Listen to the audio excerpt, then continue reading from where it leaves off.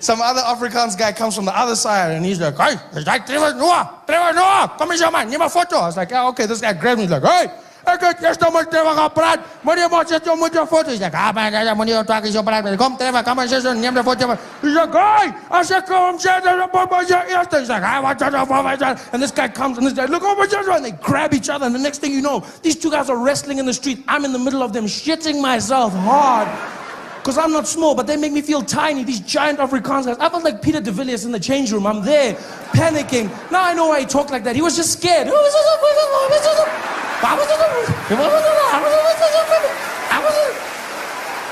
don't know what to do. I'm trying to break up the fight in broken Afrikaans, like, yele, elke iemand krijgt de kans om een foto te nemen. Yele, moet bakleni. I thought I was going to die. So from then on, I promised myself, I said, from now on, I'm not going to speak Afrikaans to anyone. All I'll do is I'll tell people I cannot speak Afrikaans.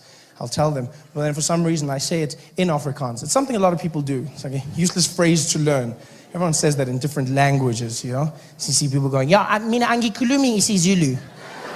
And you're like, yeah, we knew. We were under no illusion. It's not like after 4 years we'll be like, Ganti, it wasn't Zulu. No, we knew all along.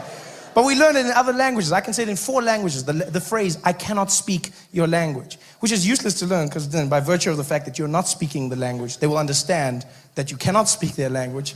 But I'd walk around like a moron and I'd planned it in my head. So there I am in Bloemfontein and then like some guy would walk up to me and be like, Trevor, yeah man, is that niet dat Trevor van die TV-avers? I'll be like, sorry meneer, sorry. Ik kan niet Afrikaans praten. Hij zegt, oh, jammer man, jammer. Oké, ja, zo. Maar jij praat Afrikaans. Ik zeg, nee, ik kan niet Afrikaans praten. Hij zegt, maar hoe kom praat jij nou? Je praat zo mooi. Hij zegt, hey, ik praat net om voor jou te zeggen dat ik niet Afrikaans kan praten. Moenife, ik zeg, ik kan Afrikaans praten. Als ik voor jou zeg, ik kan niet Afrikaans praten. Ik zeg, maar ik verstaan. Maar ik zeg, verstaan of niet verstaan? Dit is niet mijn taal en ik kan niet dit praten. Nee, dit is niet mijn probleem. Verstaan jij niet? Als ik dit zeg, moet je Afrikaans op mijn recht zetten. Ik zeg, ik kan niet praten, dan kan ik niet praten. Nee. Ik zeg, oké, jammer man, jammer. Hij zegt, ja man, oké, tot ziens oom.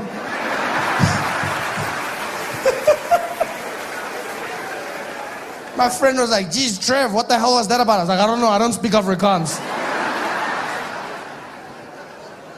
It's just, I missed Afrikaans people, man. I missed everyone.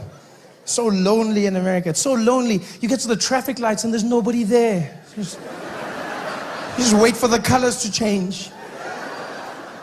I got so homesick at one point, I would pull up to the traffic lights and I'd look at other cars and I'd be like,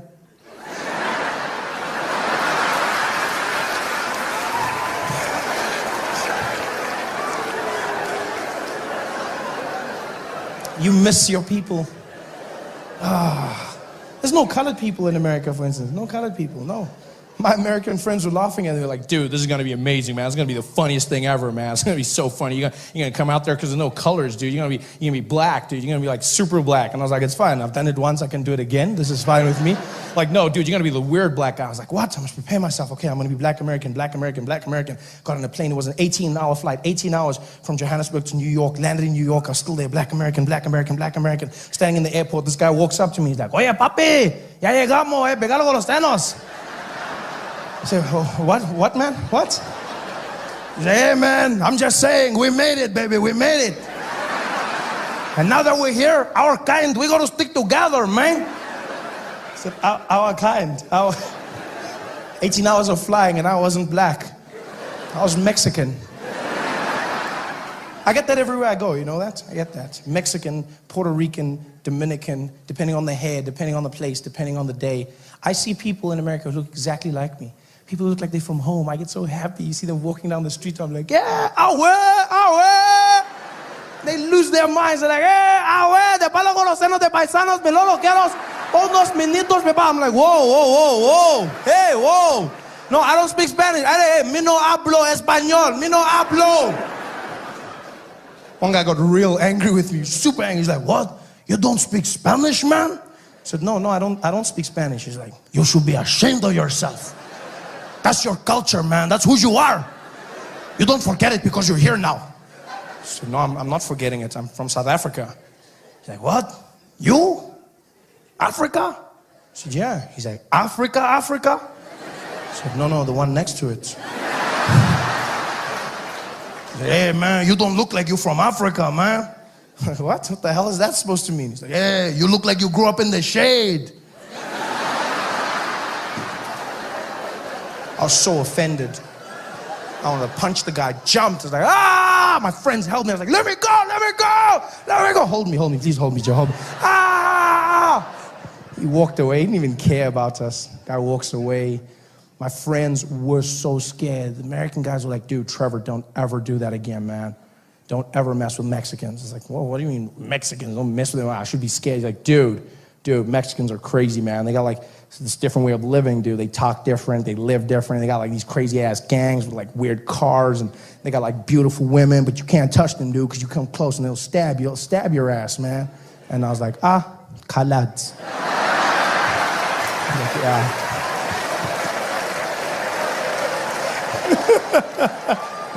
I felt like I was home. You miss these things so much.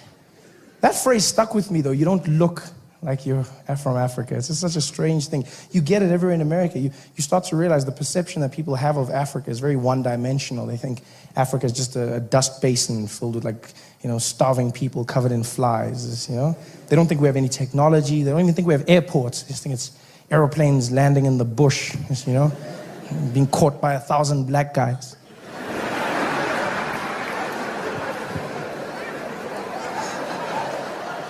Just the way they talk to you, I was doing a show in Hollywood. It was a lineup show, many comedians. And they introduce every comedian in a very standard way. Guy comes up, does his thing, leaves. Guy comes up, does his thing. Guy's like, yo, give it up for your next act from New York, Deron Williams. Guy comes up, does his thing, guys. Now it's my turn to come up. Guy walks up. I'm about to get on stage, and he's like, hey, yo. Check it out, yo, check it out.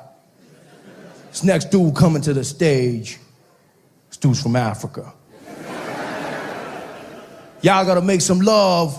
Y'all gotta show this dude some love right about now, because he came a long ass way. He says it like I walked, He's like, yo, give it up for my man and yours. And now my name's simple, Trevor Noah, neither here nor there. But because I'm from Africa, I guess, he's like, Trevor Noah! And you see, when I walk out, people are looking at me like, no, not you, the other guy. Because they almost expect the guy in leopard skin to come running on the stage, Like, let me tell you monkey jokes, huh? And it's bullshit. It's not like that, I mean, I do have good monkey jokes, but that's not the point. That's not what I'm saying. You can't just assume. Questions you get asked, the people you meet. I'm in an airport, and this man overhears me on the phone. As I get off the phone, he goes, hey, I couldn't help noticing you got an accent there, buddy. You got a bit of an accent. Where are you from? I'm from South Africa. I'm like, oh, South Africa, South Africa. Yeah, that's South Africa. I got a friend in Ghana. Yeah, a guy named Obasanjo. Yeah. You know him?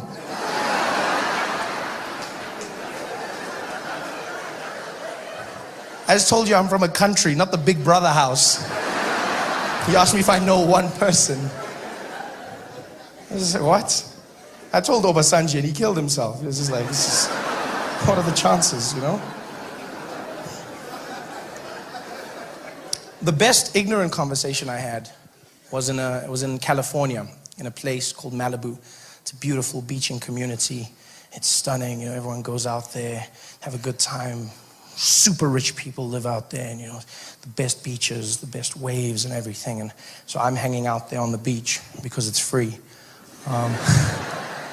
And while I'm there, there's this like California girl, and she's doing her thing, and she's surfing, and I'm just sitting here. I don't do those things. I I'm not the surfing type. I'm not even the swimming type. I'm just, I sit here, watch the water. It looks cool. Stay, Those things are very white things. Let's be honest. That's a very, no, like anything unnecessary is probably white. Like that's how,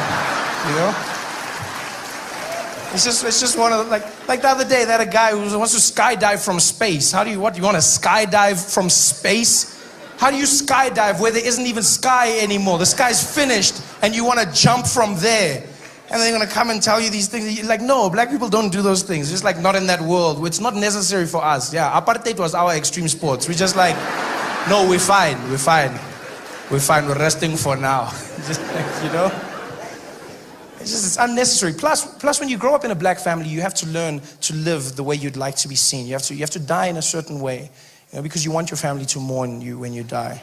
Like, white people will cry no matter how you die. In a black family, it's very different. You want respect. If I died while surfing, nobody would mourn at my funeral. If you told my grandmother I died, she wouldn't even feel it. You'd come and you'd be like, Mrs. Noah. She'd be like, yo, what happened? You'd be like, oh, Trevor's dead. And you'd be like, what? How did he die? He was surfing. She'd be like, yeah? On the internet? No, in the ocean. He was in the ocean. And he, what was he doing there? Doesn't have a bath at home. No, he was having fun, then he can have fun, dead. Papa, surf is for washing,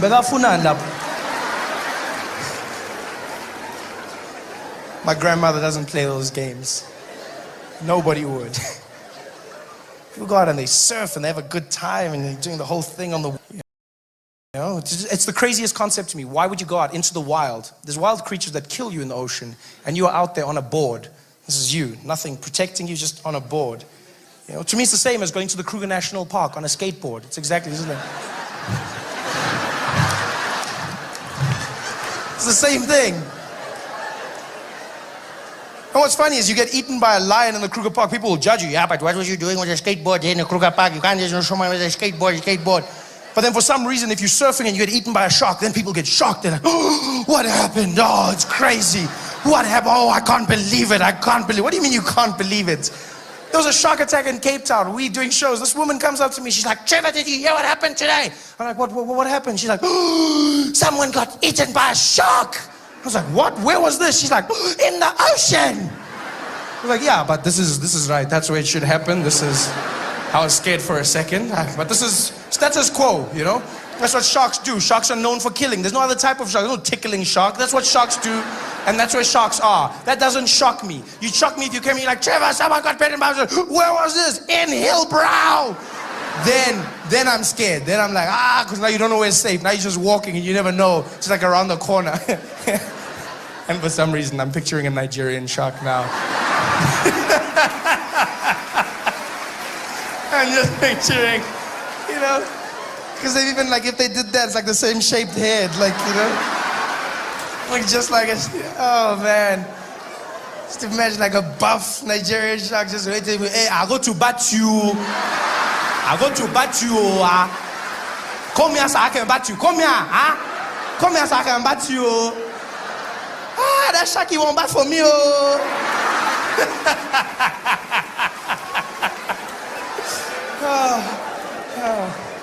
That would shock me. Not surfing. Surfing is a crazy sport. There's no need for you to be in the water at that time. You might get eaten by a shark. I do not feel sorry for you. I feel bad, but not sorry because you knew the thing was there. What's crazy is you even have experts that defend sharks. I don't even know when this started. When did we start defending killers? Like, we defend them. They're out there in the ocean, they're killing and stuff. And then you have these shows, Discovery, Shark Week, 50-50, shark experts. And they come out, hi guys, I just want to tell you a little bit about sharks. Did you know that sharks aren't the mean killers everybody paints them out to be? Sharks don't even like eating humans. They don't. How do you know this? I mean, for things that don't like humans, they've eaten a lot of them, You have to admit. They've eaten a hell of a lot. Surely the memo would have gotten around by now. No, they don't like eating humans. What happens is they get really confused, because from underneath they see you paddling on the surface and they mistake you for a seal. They think you're a seal and they come up and they grab a bite, and then by the time they realize you're not a seal, it's too late. It's not their fault. They're just sharks. I'm like, really? Why don't those same people come and defend like black people when people are saying black people commit crime, black people crime? Like, why don't they have those same people there? You know?